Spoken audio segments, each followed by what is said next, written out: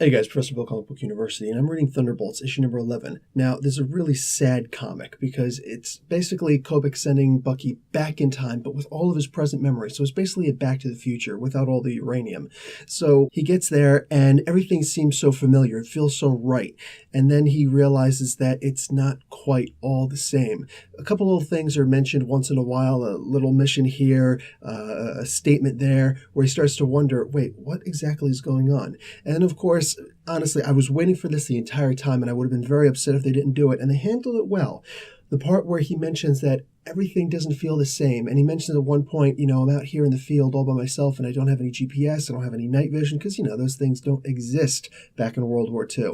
And then he says at one point, oh, and, no technology, and he looks down at his left hand. And for me, it was just a really great, noble way of pointing out that he's actually got his hand back, his arm back, So we kick this into high gear with him being sent on a solo mission that Cap doesn't approve of, but hey, what are you going to do? And he gets sent right in to try and handle some kind of a secret situation at night, and the art at night with the rats with the red eyes, I'm just saying, it was beautiful. I like to play Dungeons and Dragons a lot, and that gave me a great idea, just seeing that scene alone, for a good night mission. Anyway, moving on, we see that he gets into this warehouse, and these 6 Sentinels attack him. No, not X-Men Sentinels, more like the Sleepers, but, before they actually went to sleep. Anyway, so he gets into a fight with these, and the battle's over really quick. He mentions, maybe one of these things I could take out on my own, but 6?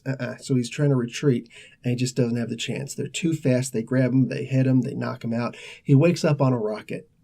Deja vu all over again. And there's young Baron Zemo, young Helmut Zemo, and he's saying, you killed my father, and for this you will die. I don't actually remember how the whole saying goes from The Princess Bride, but the idea is the same. So, worst scenario ever, Steve Rogers comes out, pulls back his mask, his cowl, and everything, and he's just like, listen, Helmut, you gotta give this guy a chance, all right? He wasn't supposed to be involved yet. No, he killed my father, and back and forth a little bit. And then Steve Rogers walks up and he says, Bucky, just say it. Say Hail Hydra. If you say Hail Hydra, this is all over. Join us.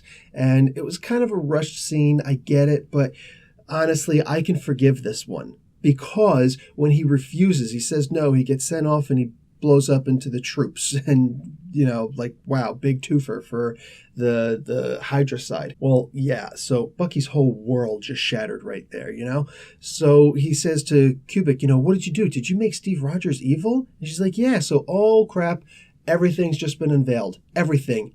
That's it.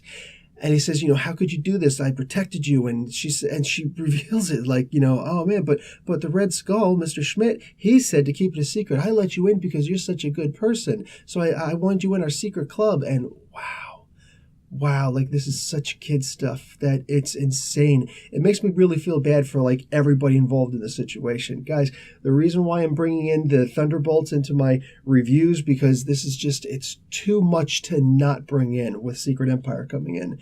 So yeah, this comic, I'm going to give this comic an A just because it really kind of kicked you in the feels, both of them. And I don't even know what else to say. Anyway, guys, Professor Bill, Comic Book University, class dismissed.